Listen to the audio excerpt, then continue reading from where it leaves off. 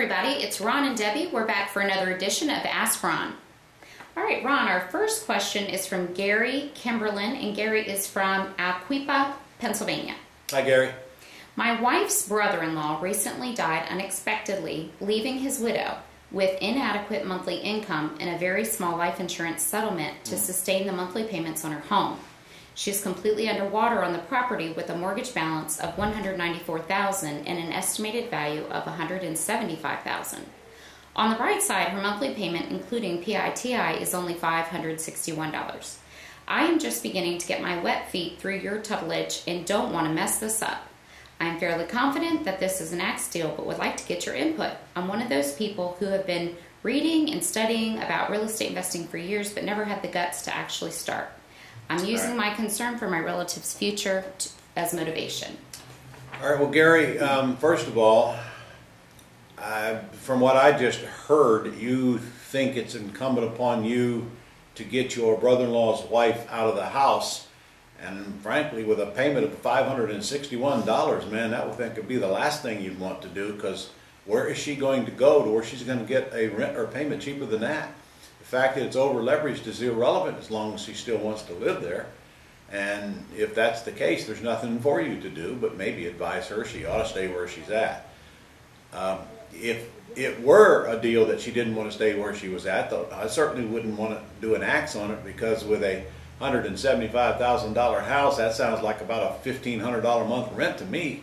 So if her payment's only $561, that's $900 a month spread there. That's reason enough for me to stay in the deal and not just to sign the contract on an axe deal. So again, best thing, just leave her where she's at. If she can't make a $561 payment, how's she going to make a payment living elsewhere? All right. Okay, the next question is from Norman DeWeen, and Norman's from Clarksville, Tennessee. Hey, Norman. Thank you for the Dodd-Frank webinar. How does Dodd-Frank affect the down payment assistance program for lease option deals? I know we can no longer give the tenant buyer rent credit toward the price, but does it affect the down payment assistance program? Well, it does. To tell you the truth, it does, because you see, if we add the down payment assistance program to the lease option agreement, it is true that the money that they're paying us goes toward the down payment. If that were the case, I wouldn't be too concerned about it, because it's still an option to buy.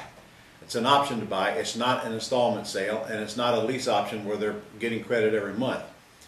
On the other hand, if you are using the down payment assistance program and then you are reducing the purchase price every time they give you extra money every month toward their down payment, then I'd have to say that would fall under the Dodd-Frank Act, and they might consider it an installment sale. However, what difference does it make?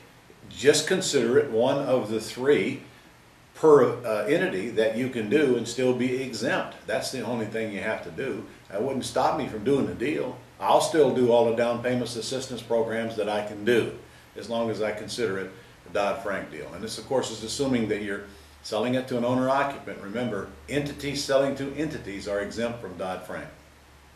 Okay, our next question is from John Walton, and John's from Pensacola. Hey, John. On the Dodd-Frank webinar, you mentioned using a disclaimer for sandwich lease options when the buyer is credited with the mortgage paydown. You also mentioned that you might post the disclaimer on the Gold Club website. I know many of us Gold Club members would appreciate if you would do that. Well, actually, what I mentioned was that there's a disclaimer. In fact, Lee Siegel, the attorney, probably brought it up, that you just add a disclaimer that we believe that this transaction is exempt from the Dodd-Frank law. And that's all the disclaimer that I discussed. And there's really nothing for me to post on the website, because that's what it says. We believe this transaction is exempt from the Dodd-Frank. I put the name of the act in there and so forth, and your attorney is supposed to do that. I'm not going to put that on the website. That's something your attorney is supposed to create. And I would refer to the actual transaction at hand. And that's all you got to do, is create one line, refer to the transaction, refer to the address, however your attorney wants to do it. You are not going to do that. Your attorney is going to do that. So let your attorney do what they are supposed to do. And that's good enough. In fact, we just did one on the 10th. The law passed, and that's what it was. One stinking line. So don't make a big deal out of it. All right, Ron, that's all we have for this week. All right. See you next week.